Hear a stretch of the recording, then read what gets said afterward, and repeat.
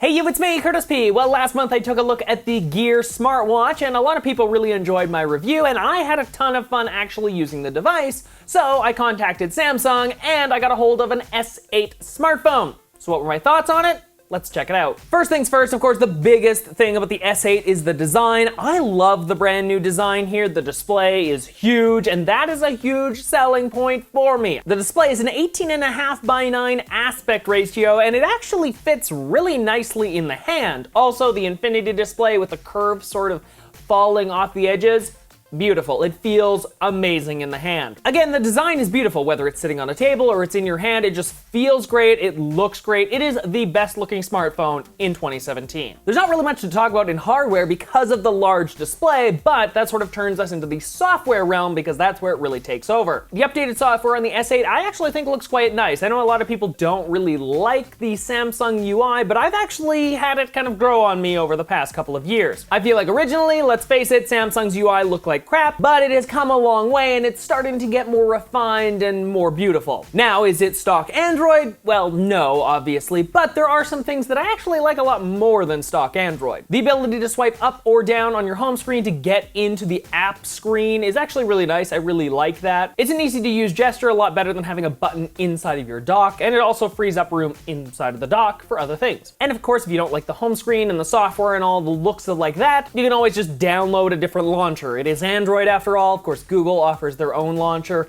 There's a bunch of other really highly acclaimed launchers as well in the Google App Store. One of the biggest changes with the S8, of course, is the removal of the hardware buttons and the replacement with software buttons. I'm a big fan of software buttons. I love it just because it's much faster, at least I feel it's much faster to interact with the phone because it's just like bam, bam, bam, bam, bam. Everything is on the touch screen, which is how I want it to be. An interesting thing here is that Samsung still has the back and multitasking buttons like reversed, I guess. Like it's in traditional Samsung fashion, but like not Android fashion, which is kind of weird. Though you can jump into the settings and reverse that if you want to, which is something I did right away because it just made more sense to me. Another interesting like merger between hardware and software here is the home button that is of course software, but the fact that you can click the screen where the home button is to get access to the home button. So whether or not the button's actually showing on screen, you can just press harder in that area and boom, you're right back to the home screen. I really love this. It's an awesome addition to the phone. It's super useful at any time. You just know like,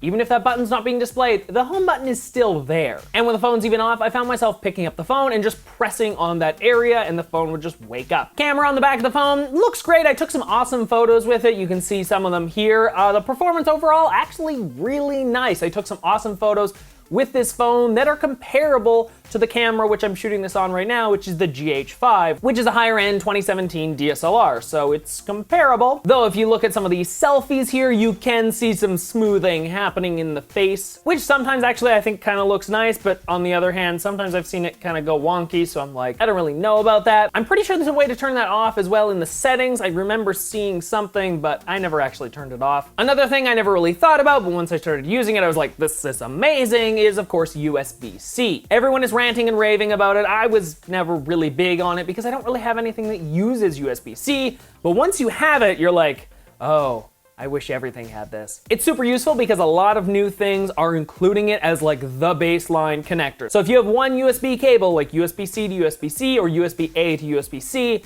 you can pretty much plug anything into anything, which is great, unlike some other devices, of course, which require a proprietary connector. So maybe hopefully in the future some other devices will sort of move over, though I highly doubt that's happening, but USB-C on the Samsung S8 works really well. And last but not least, the headphone jack. If you are a fan of having physical headphones, hey, the headphone jack, it still lives on the S8. That's a great thing. For myself, I don't really use wired headphones anymore, so didn't really need them, but hey, it's there, it's an option, I guess. So with the good, there's always some bad as well. The design overall, very beautiful, but also kind of slippery, so watch out for that. The back of the phone is very slippery and is also a fingerprint magnet, so watch out for that. Also the fingerprint scanner location. I'm not a big fan of this. I don't know why they put it up so high. It was very difficult to reach sometimes. Even in the promotional video, they show using two hands to kind of reach the fingerprint sensor. It's a weird placement overall. I wish it was lower down. Also, because it's in line with the camera, I felt that I was always just sticking my finger over the camera sensor, which was just annoying because then not only the fingerprint scanner doesn't work, obviously, but when you go to take a picture, your lens is all dirty with like fingerprint touches. So kind of an annoyance. I wish they would separate those two a little bit. On the software front, overall, I liked a lot of stuff, but they did have a big announcement that came with the S8, and that was Bixby. And I think Bixby is just plain useless. Straight up. Not only does it have a dedicated button on the side of the phone, which is annoying and you can't remap it to any other assistant, but when you use Bixby itself, it is lacking compared to a lot of other ones. Not only is it just now rolling out to parts of North America with like voice support and stuff like that, compared to the Google Assistant, which you can already have on this phone because it runs Android, it just doesn't make any sense. One of the first things I did was remove Bixby from my home screen and then just put the Google like card thing on one of my home screens and just called it a day. I was like, Google, I just want you. That's it. I don't need Samsung to try giving me information that it kind of knows but kind of doesn't know. I'll just trust Google now and Google's Assistant. It's just much easier. And another feature they touted a lot was the facial recognition. Obviously, this rolled out with the Note 7, which we're not really going to talk about much, but they moved it over to the S8.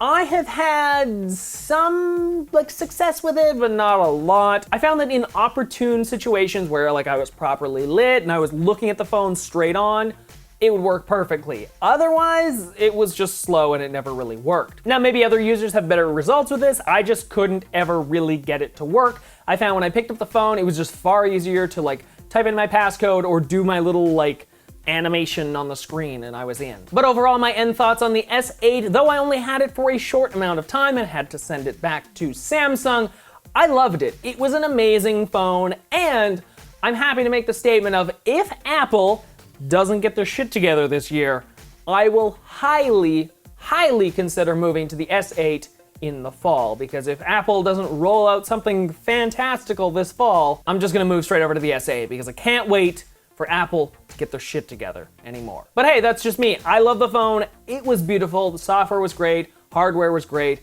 Few little tweaks, but every phone has that overall. Hopefully you guys enjoyed this review. If you did, let me know in the comments section down below what you think of the S8, if you have one, if you're thinking about getting one, and your thoughts on it overall. I'd love to hear about it in the comment section down below. And last but not least, don't forget to hit up that subscribe button, as I'm working on releasing new videos every Monday, Wednesday, and Friday, everybody. So hopefully you enjoy those. And until next time, I'm Curtis Paradis. Have a great day.